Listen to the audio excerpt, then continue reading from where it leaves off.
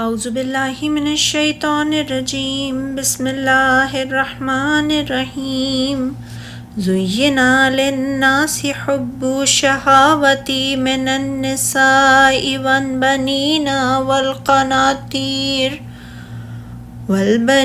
والقناطير المقنطرة من الذهب والفضة والخيل المسومة والأنعام والحرث ذلك متاع الحياة الدنيا والله عنده حسن المآب قل أنبئكم بخير من ذلكم للذين اتقوا عند ربهم جنة تجري من تحتها الأنهار خالدين فيها وأزواج مطهرة ورضوان من الله واللہ بصیر بالعباد۔ لوگوں کے لیے خواہشات نفس کی محبت مزین پرکشش کر دی گئی ہے، یعنی عورتوں سے، بیٹوں سے، سونے اور چاندی کے جمع کیے ہوئے ڈھیروں سے، نشان لگے عمدہ گھوڑوں سے، مویشیوں سے اور کھیتی سے۔ یہ سب دنیاوی زندگی کا سامان ہے اور اچھا ٹھکانہ اللہ کے پاس ہے۔ اے نبی صلی اللہ علیہ وآلہ وسلم کہہ دیجئے، کیا میں تمہیں ان سے بہتر چیز بتاؤں؟ پرہیزگاروں کے لیے ان کے رب کے پاس باغ ہیں جن کے نیچے نہریں بہتی ہیں، وہ ان میں ہمیشہ رہیں گے اور وہاں ان کے لیے پاکیزہ بیویاں ہوں گی اور انہیں اللہ کی رضا حاصل ہوگی، اور اللہ اپنے بندوں پر خوب نظر رکھنے والا ہے۔ یہاں اللہ تعالیٰ ان چیزوں کا ذکر فرما رہا ہے جو لوگوں کے لیے دنیا کی اس زندگی میں مزین کر دی گئی ہیں،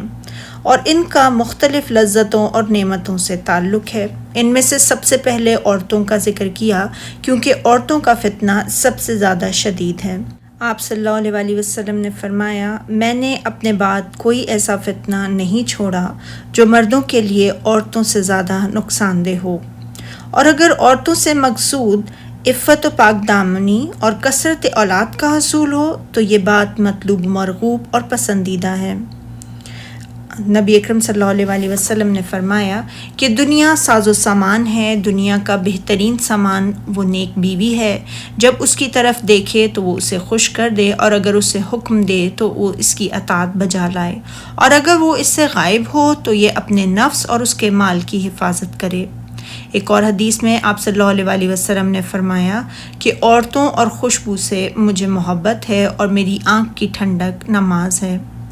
بیٹوں سے محبت کبھی تو فخر اور زینت کے لیے ہوتی ہے، اور اس کا یہی وہ پہلو ہے جس کا ذکر اس آیت میں ہے، اور کبھی محبت اس لیے ہوتی ہے تاکہ نسل انسانی اور حضرت محمد صلی اللہ علیہ وآلہ وسلم کی امت کے ان لوگوں میں اضافہ کیا جائے جو اللہ واحد اللہ شریک کی عبادت کرتے ہیں۔ چنانچہ یہ محبت قابل تعریف اور قابل ستائش ہے، کیونکہ حدیث میں ہے کہ رسول اللہ صلی اللہ علیہ وآلہ وسلم نے فرمایا، زیادہ محبت کرنے والی، زیادہ بچے جنم دینے والی عورت سے نکاح کرو، کیونکہ قیامت کے دن تمہاری کثرت کی وجہ سے میں امت میں فخر کروں گا۔ اسی طرح مال کی محبت کبھی غرور، فخر، کمزوروں پر تکبر، فقیروں پر ظلم کے لیے ہوتی ہے تو یہ محبت مذموم ہے،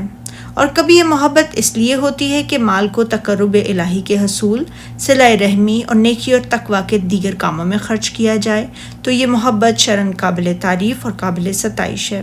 گھوڑوں والے کبھی تو انہیں اللہ کی راہ کے لیے تیار رکھتے ہیں، جب ضرورت پیش آئے تو گھوڑوں پر سوار ہو کر جہاد کرتے ہیں، تو ان لوگوں کو گھوڑے پالنے کی وجہ سے اجر و ثواب ملتا ہے۔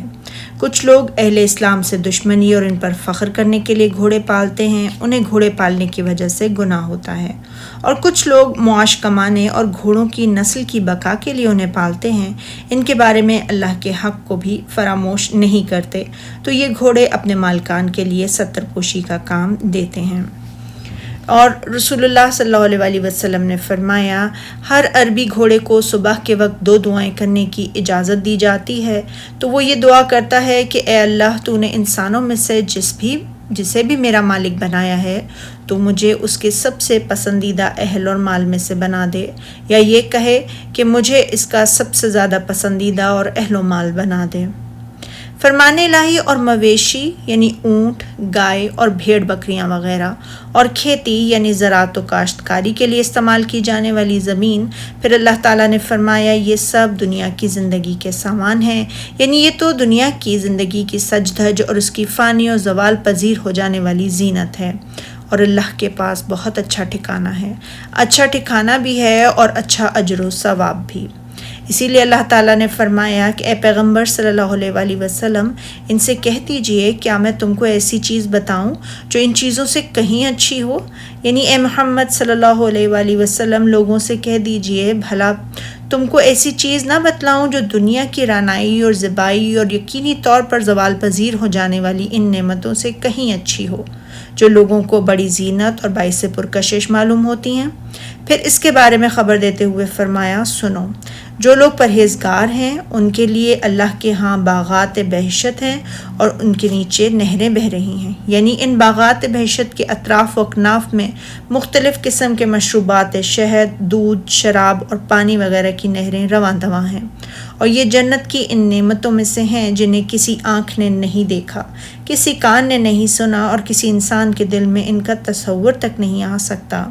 ان میں وہ ہمیشہ رہیں گے یعنی عبدالآباد تک، اور ان سے نکل کر کہیں اور جانے کا ان کا دل میں کبھی خیال بھی نہیں آئے گا۔